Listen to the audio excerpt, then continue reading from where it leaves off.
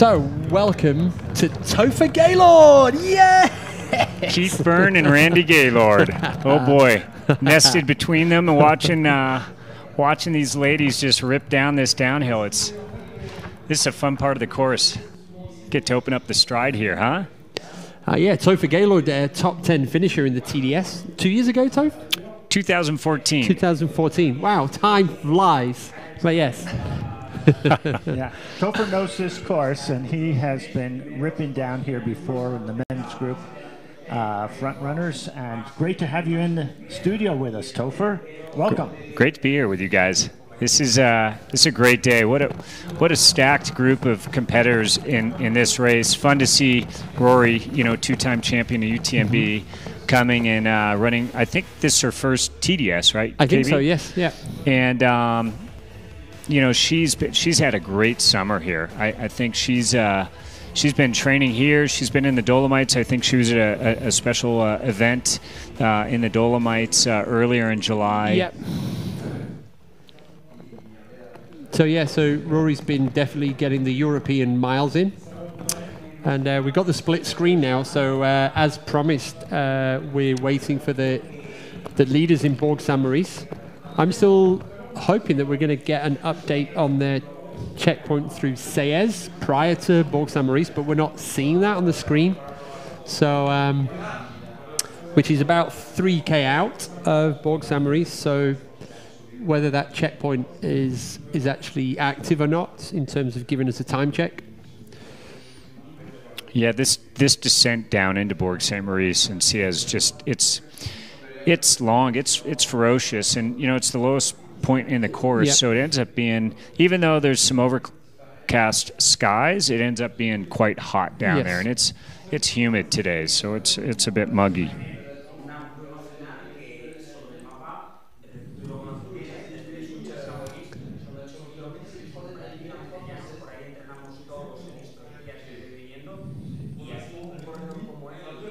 So there's normally a fairly sizable structure here in Borg Saint-Maurice for the at the aid station.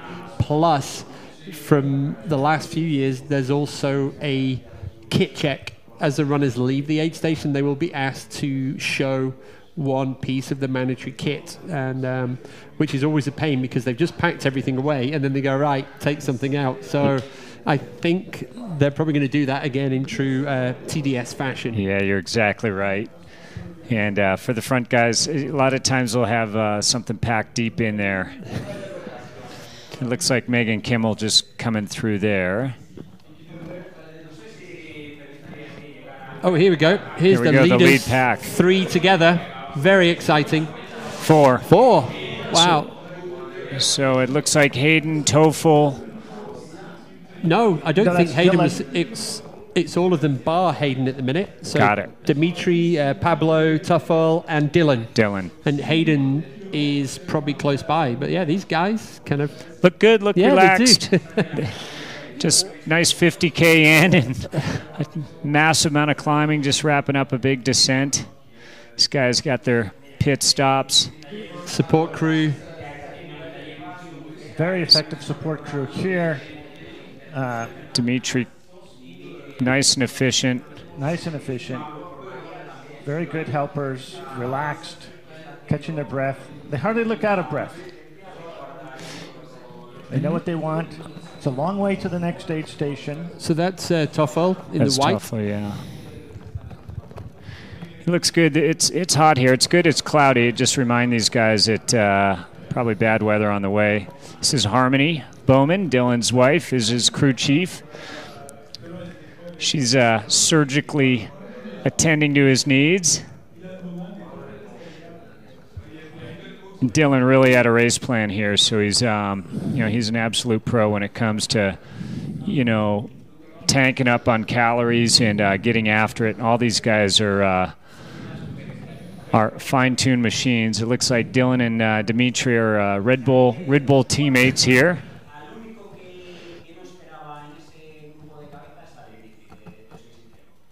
And Dylan's out very efficiently out of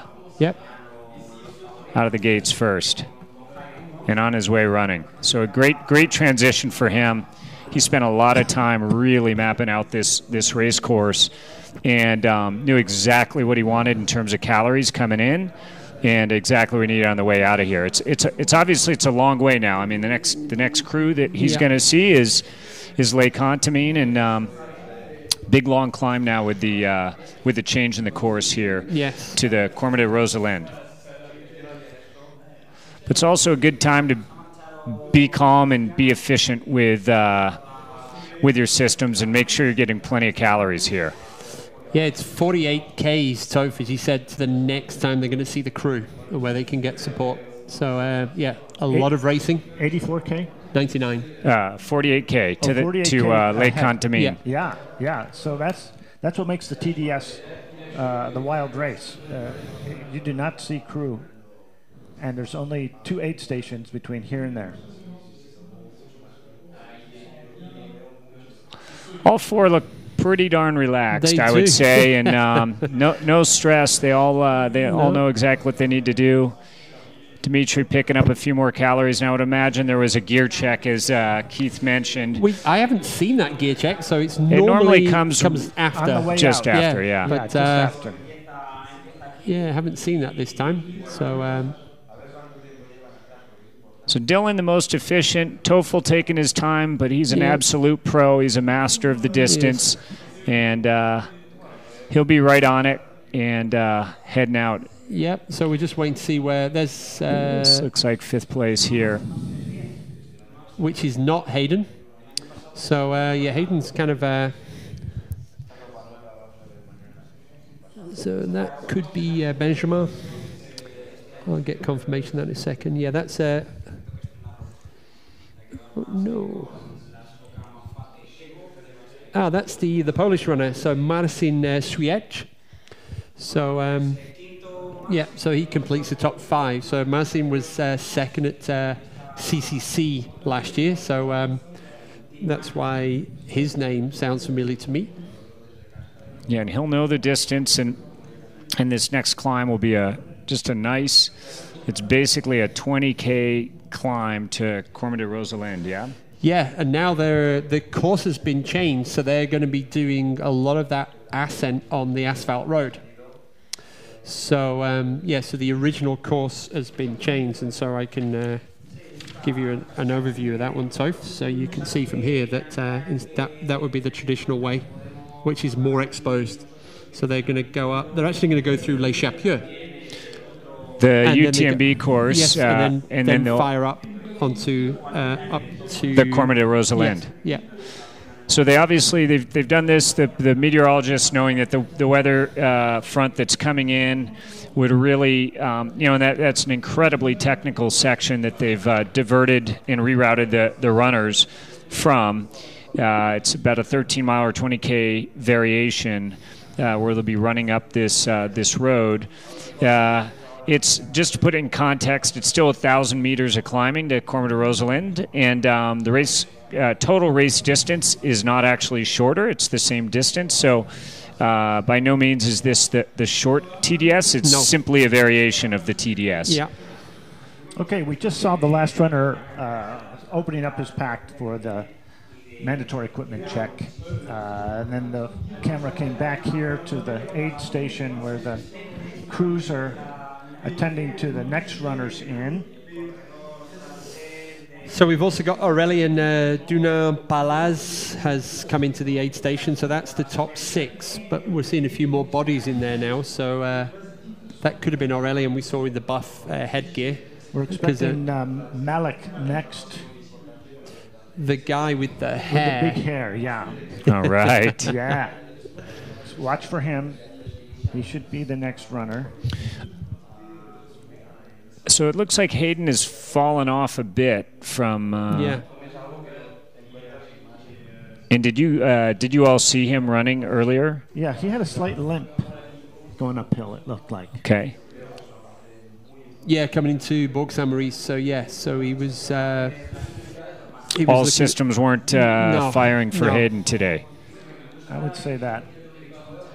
It was just. I'm not even sure it was noticeable, but I just didn't seem to like a normal gait on both on both sides. He's had such an impressive season to this point. I mean, he won the Lavaredo, and Yes. And just an incredibly talented athlete. So it will be interesting how he manages the back half of the race.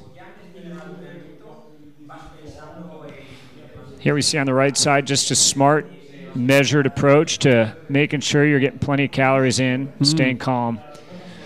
Lot of running ahead. Yeah, a lot of time for things to go wrong for the people in front of you. So.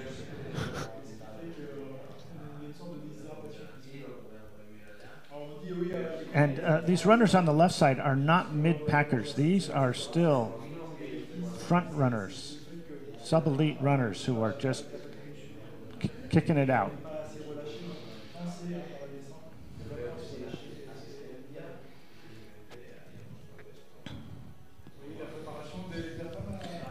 So it's quiet at the aid station now compared to what it'll be like later, but need some room. yeah, our system's predicting that we'll see the first female athletes through here in at least another 20, 25 minutes. So see how they're going.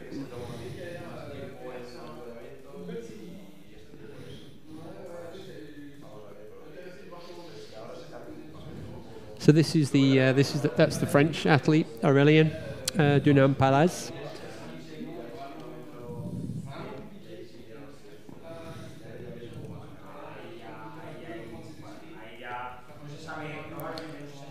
Oh yeah. So here's the mandatory check here. My guess is they're looking for the waterproof jacket.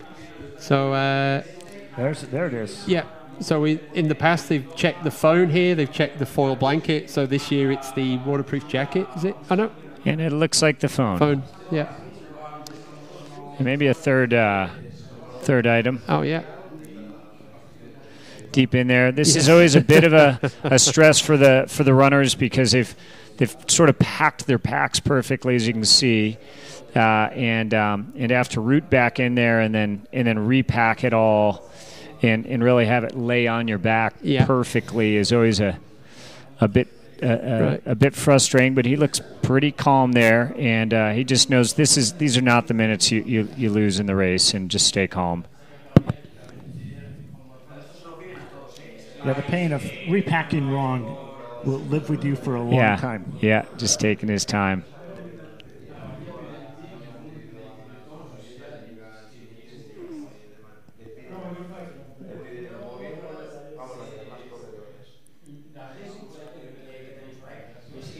Let's see who these... So we've that is likely to be the seventh runner in here. That could be Fabienne Antolinos, former winner of the Lavaredo. So what year did he win Lavaredo? Ooh, Keith? Probably at least 3 years ago now. Okay. And it was that kind of put him on the stage. So that's Fabienne there actually in the blue. So that means we've got somebody else in the aid station as well. So there's Fabienne.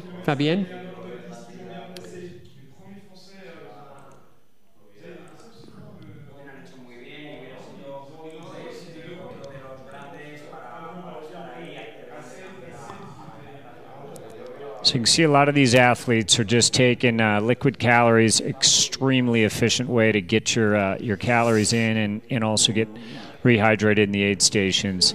And and get a change of clothes. I mean, the back half of this race can be totally different than the first half. It's absolutely bluebird, gorgeous start, gorgeous first 5-6 hours of the race. Now you've got some cloud cover, but still hot and humid down in Bourg Saint Maurice, and then it's likely a hot climb coming out of here. You see Hayden coming in here. I believe this Hayden Hawks. It is, yes, right. Definitely. And you can see in his stride he's feeling it today.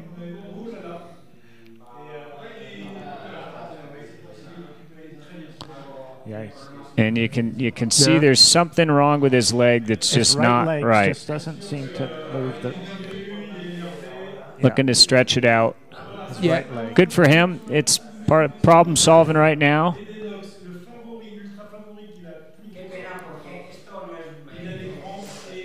So He's holding his kind of butt, or kind of like...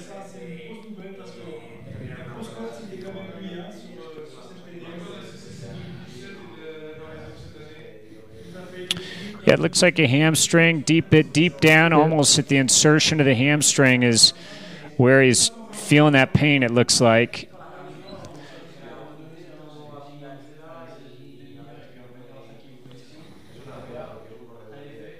And it'll be interesting to see sort of how he plays this out at the aid station, whether he uses this as a regrouping or what his game plan is here.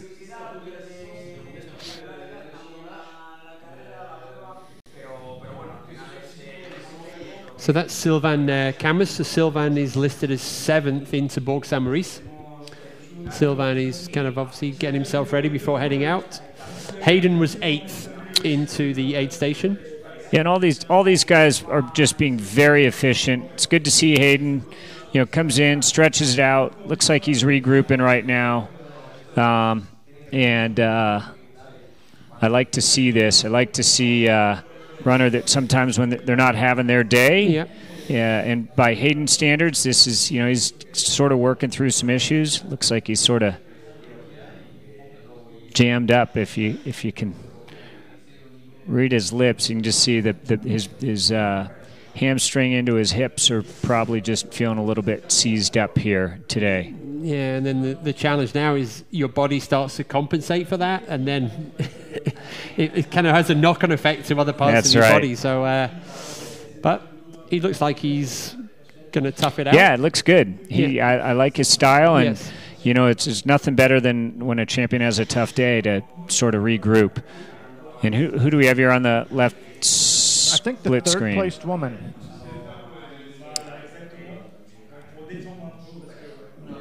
You mean Megan?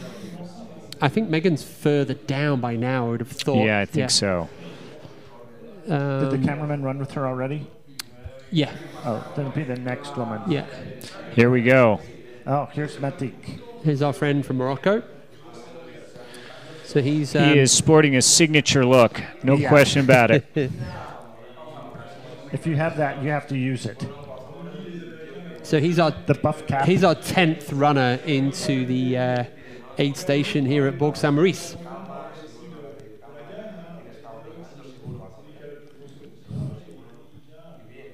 He knows what he wants.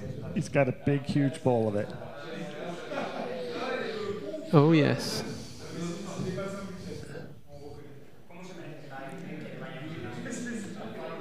This is the work of the crew now. Just give them what they need and send them out as quickly as they can. These are absolutely crew pros right here, and all these athletes will have all their food in liquid hydration laid out, very efficient.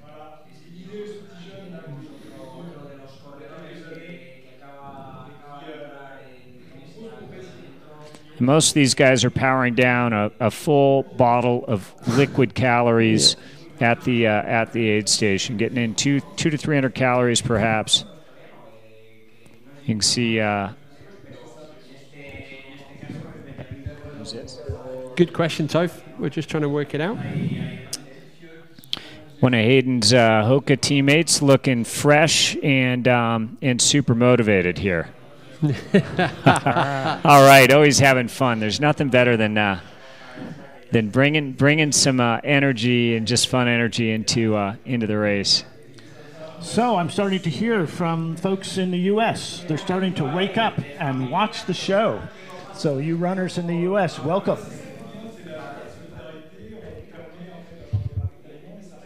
I'm Randy Gaylord. I'm here with my brother Topher Gaylord and with Keith Byrne from the United Kingdom. Yeah, and we're all fired up and ready to go. We're in Bourg Saint-Maurice. You're seeing the live coverage from Bourg Saint-Maurice of the TDS race, kilometer 51. And these are the front runners of the men, the elite men who are coming in to refill before they're headed out for the next 48 kilometers to where they might see their aid crew again. Great chance to see families together, husbands, wives, boyfriends, girlfriends, partners, all kinds of people hanging together. So Hayden's still there? Yeah, Hayden is still, I think, just stretching out his hamstring, getting sorted. Great to see him moving out now. And he came in, I think, 7th or 8th, and he'll probably head out 10th, but moving through it. He still looks like he's going. I think it's still a little testing. Yeah. And with the big hair there, that was Zayed Malik.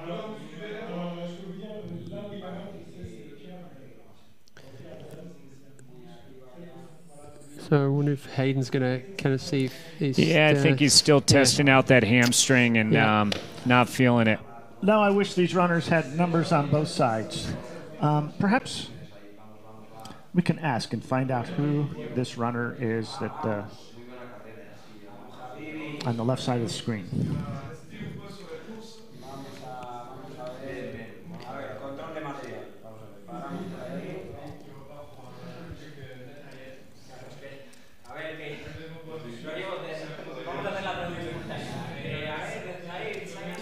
Yes, we've got quite a few runners now have come into the aid station. I think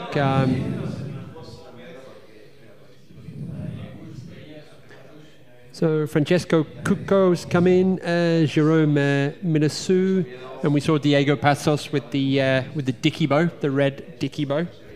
Fafale. All right, I'm getting some information. There's this runner that we're watching on the left side of the screen appears to be Caroline Benoit. There she is. She's ranked 84th, but that's obviously in the scratch category as opposed to in the women's race. In the women's race, Caroline is certainly in the. She's 4th. Oh, here we've got it on the screen now. That's who they think it is. So great. She's coming up on the next runner. This is just so great. Isn't this fun to watch, Topher? This is great. I just got from one of our trail correspondents a note that it's raining and wind and storming just coming out of Bourg St. Maurice now, and you can see off to the left in the screen there what looks like rain. And so these runners on cue, this storm is coming in quick, and it's I think they're in for a totally different second half. It's really going to require a complete trail runner's experience to get through this course today, where they had a spectacular morning, and now they're going to have wind, rain. It's not going to be overly cold, but wind and rain even on a generally warmer day when it gets down into 12 to 18 degrees centigrade or around the mid 60s. That can drop the core temperature pretty quick. So these guys will have to definitely work their systems. And big shout out to the Meteo guys, because they call this, and that's why the course got the change it did, and it's arriving on cue. So there's Diego Passos. Kit check time. And for those of you in the U.S., Meteo is the term for the weatherman. So Caroline was 18 minutes behind Rory at the top of the Col de Petit Saint Bernard. We're now waiting on the right-hand screen to see when the first female athletes arrive into Bourg Saint Maurice, and we'll get the usual Rory woohoo. Rory probably has more fun on the race courses than anyone I know. I mean, or she just doesn't expose her suffering, but she gets energy from the crowd, and man, do they get energy from her. She's just got a great spirit on the trail, and it'll be fun to see her come in. Yeah, I think the guys in Europe are used to Rory now. I think the first year they didn't know what to make of Rory, but now they recognise that that's how Rory is. So, and they enjoy that. They enjoy that enthusiasm as you would do as a volunteer. So, no doubt. Yeah.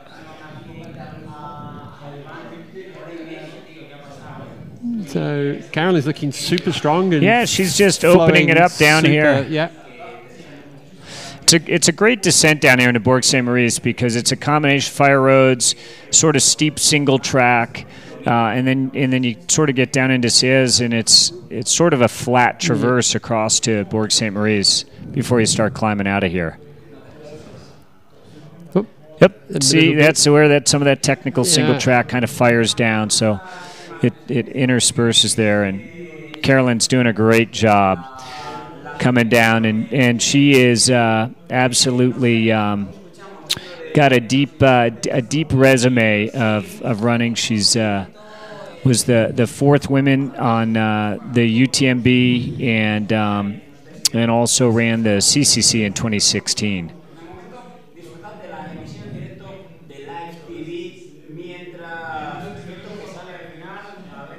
So there's Hayden still kind of working out if he's good to go or not. I like his style of problem solving. He didn't come in and just resign himself and to the race. He's a lot of times just getting that mind to reset is really important, and it's good to see him sort of problem solving it here. On the left, you can see, this is a piece of the trail that's a little bit more technical. This, by TDS standards, is probably still pretty buttery single track, but by any other standards, it's a technical single track descent down into Bourg Ste. Maurice. Requires a lot of concentration right here, and as you said, Topher, there will be some steep pitches ahead. They're quite filled with switchbacks, and if your thighs haven't been prepared for it, watch out.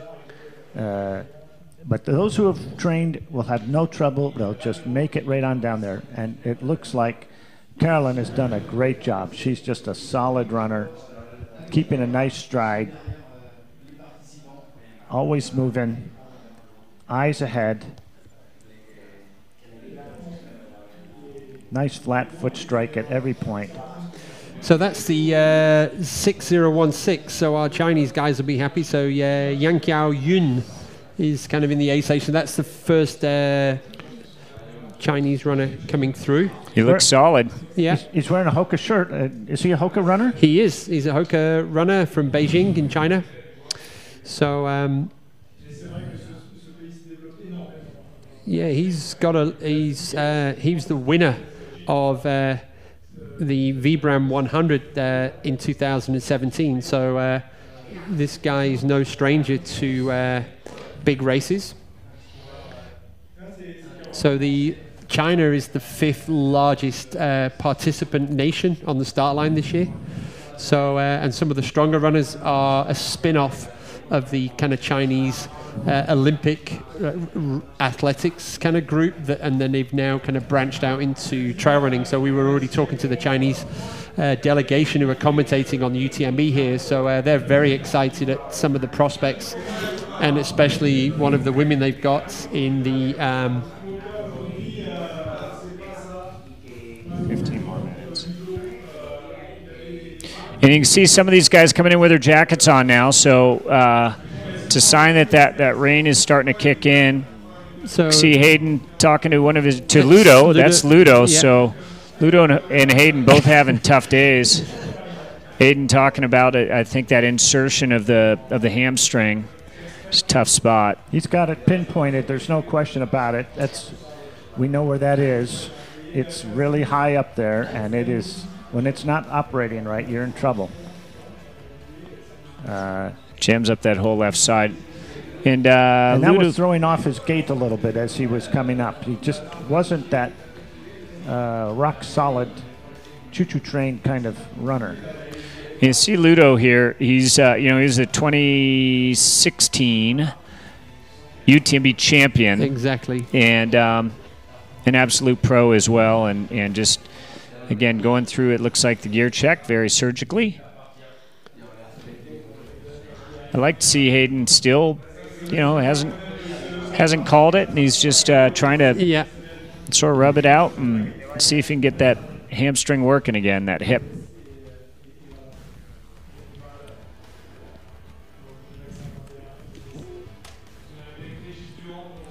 .6052 here in front of us is Regis Durand from France.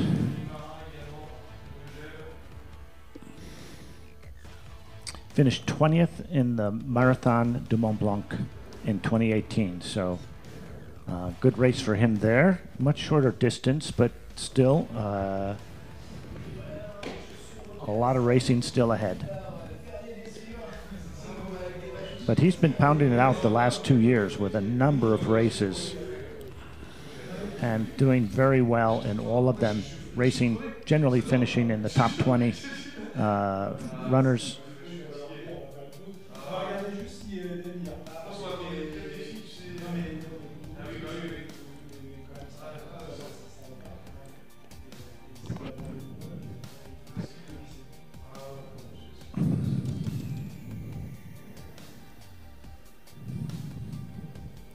Now we 6047 here. Man with the dark hair and the glasses is Kazufumi Osi from Japan, racing with Team Solomon. I also saw a 6035 there, so that's Baptiste Cazot, French runner, Team La Corde. So, yep, they're coming in here now. So he's ranked 16th and third in his category. As the runners are coming in thick and fast here, and I think we're expecting the first, we're expecting Rory into the aid station in the next 10 minutes or so. 6026 just arrived. No, I'm wrong about that. 6067 here.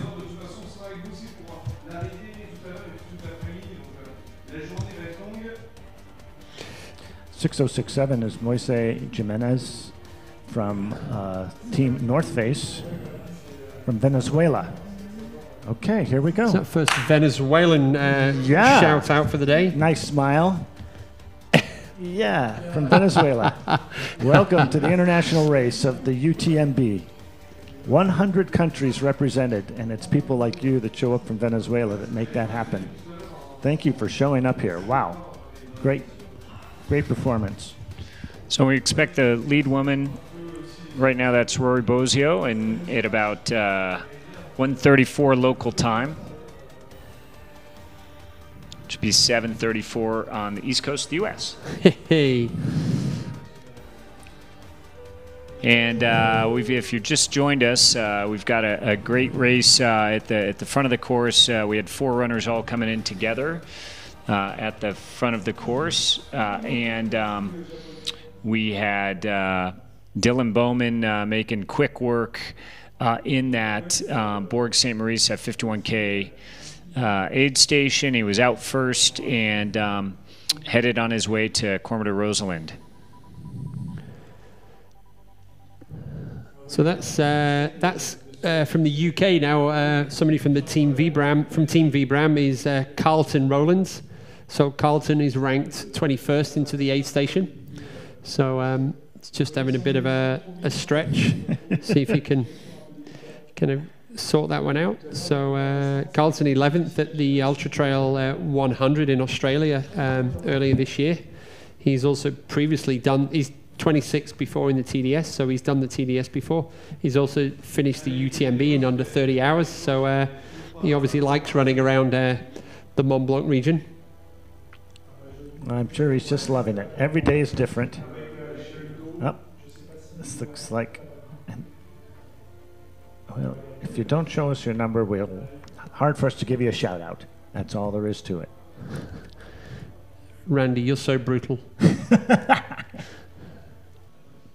Okay, I don't know if you just saw that, but we are live, and we just saw coverage of Hayden Hawk removing his bib, and that is such a significant event. Yeah, I mean, Hayden's had a great, absolutely great. We see our bike cameraman going down here, and obviously getting back up there. But Hayden's had a spectacular season, and obviously a tough day for him today. He tried to work it out. Spent about 20 minutes trying to problem solve, which is what great runners do. It's tough now. You can see this storm has come in right on cue. It's dumping rain here in Bourg St. Maurice. All the raincoats and umbrellas have come out, and these athletes are in for a wet and just sort of greasy back half of the race course, and there's some slick rock sections that lie ahead beyond the Cormorant Rosalind. So this is our biker camera crew chasing down Caroline Benoit. So Caroline is 4th position right now in the women's race in the TDS. She appears to be in a dry area at this point. This storm is very isolated here and there, like a thunderstorm would be. Some of the people we've seen come into the aid station with coats on, others not.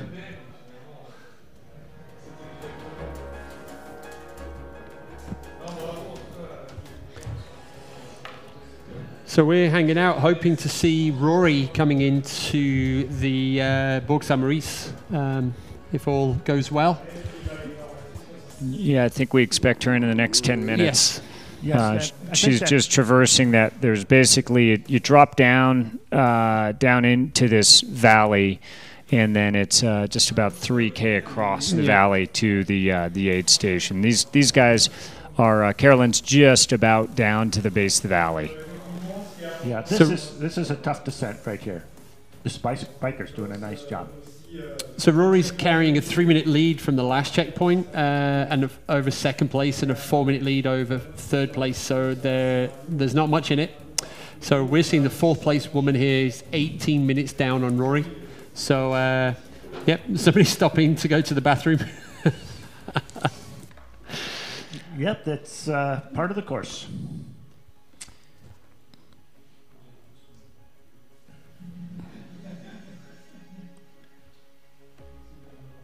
We've had a nice long run with Caroline here, and if you've noticed, she's just stayed steady the whole way down. She's been, super strong.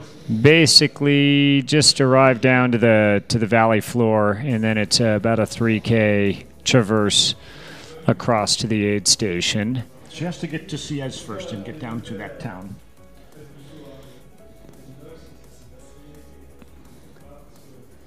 Yep, so Siez is just under 3K to Bourg Saint-Maurice. So based on where Caroline is now, that's spot on that Rory, Audrey and Megan are closing in on Bourg Saint-Maurice.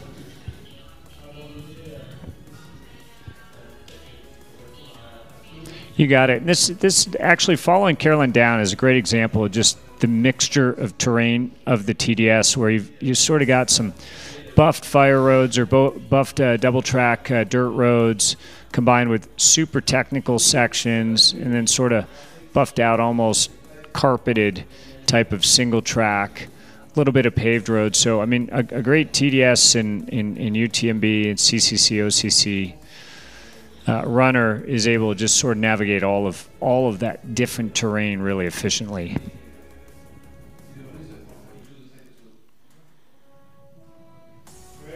You can see the rain starting to come down on the screen a little bit. Here they are at Siez. The buildings here. They continue to. Yep, that's Rory. Oh, that's Rory. Yeah. All right, we're back live. Brilliant. And Rory Bozio coming in, first woman in. It's right on cue and looks quite relaxed. Always friendly. And always super motivated. And she'll have her whole system down as well. And as always, she's smart. Her hands get cold. I remember, in some of her Western States runs, her hands get cold, and it's the first thing she pulled out were gloves to keep herself eating well and drinking well. And that's always a good sign. When someone comes into an aid station, they're powering food like that. That means they're highly motivated. I saw Rory's eyes. They were kind of like, oh, look at all this food coming out. So, and she's, it's more her kind of doing it than her crew, but her crew's there as well. Yeah, the crew puts out the smorgasbord, and she just fills it up. Yeah, it's sort of interesting to see her style at the aid station, right? So Dylan is basically on all liquid diet. Yep. Rory's taken a little bit more, I don't want to call it a conventional diet, but more real food diet, I would say. Yep. And that's how she fuels herself. It works for her, and she's got a lot of food there. She has a lot of choices, no question about it. So, Rory looks like, she took a lot into the food options. I guess that. Yeah, and she's sort of like sandwich. We'll have that. Thank you. Wow. I think that's sort of a mix inside her. She said, "Yum." That's sort of a mix that she's got. That maybe she'll even eat on the way out. She knows we're talking about her now. She's smiling. Yeah. Look at the way she's just throwing stuff everywhere. A massive buffet, powering down the food. Man, she is good. And it looks like she's taking Coke on the road with her. This is sort of interesting. We saw Rory in Bourg Saint-Maurice. 3/4 of the bladder was full of Coca-Cola. Yeah, that's what she looks like. She's just filling that bladder back up with Coke. This is Caroline with a jacket on now. Yeah. Caroline Benoit. So this is the 4th place runner on the left. It's going to be interesting to see, because Rory's got a 3-minute lead, or had a 3-minute lead. Is she trying to? Yeah. She's, in an ideal world, it would be good to get in and out, but I guess before that next runner comes in, It's always on the left side, so it's sort of strange when you come in here. You've just been in the absolute mountains, and you're sort of run along. Nope, too warm now. So it's really weird weather. This fence line and high wires, and then boom, you're just back out there. Rory just making quick work of it. Good stuff. And you can see her packed nice and full, powering down the calories. So it looks like a lot of solid foods, yogurt and Cokes.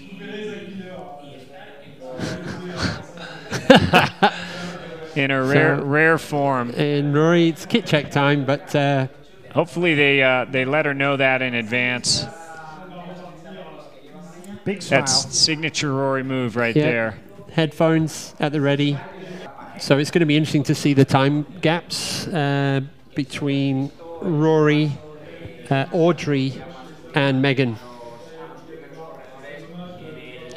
Yeah, this is always a complicated process because as a runner, you want to keep your dry clothes dry, and so you've got them sealed in a bag inside your bag. So it's about a 4-minute stop for Rory there. She's and here comes our second woman. Yeah, into the aid station. So that's still Audrey. She's kind of waving to. And Audrey looks all business and happy, and her stride looks really clean and efficient. So very light on her toes, very light. A lot of strength left in there. A lot of flexibility. Yeah, just looks relaxed. Crew chief let her know, just stay calm. Get what you need here. These guys set up nicely under the tent, so it gives them a little protection there. So Megan was 2 minutes behind. Sweet potatoes. Megan was 2 minutes behind Audrey at Sayers, so 3K out. And Caroline Benoit has actually moved a bit closer in terms of she's made up some time to Megan. And also to the others. So Caroline had a fantastic descent. We saw that. So she kind of pulled about 3 or 4 minutes back. Starting to bridge in that. I believe that's Caroline there on the split left. Yeah. Yeah. It's making good work of it. So it's a nice long traverse sort of across this valley floor into the aid station. Yep. So the Rory, according to Rory's timed at 5 minutes ahead of Audrey into the aid station. So that means Rory's taken out another 2 minutes gap. But as we know, we've still got another 72 Ks to go. So a long way to go yet. So it'll be interesting to see now. We're waiting for the 3rd place runner, Megan Kimmel from the United States, to come into the aid station. Megan's already had, she was 5th place in the Marathon du Mont-Blanc this year, so she's already had some reasonable success here in the Alps. So let's see how she's doing when she comes into the aid station. Yeah, very strong runner. Yeah. Yeah, now here's somebody eating rice and sweet potatoes.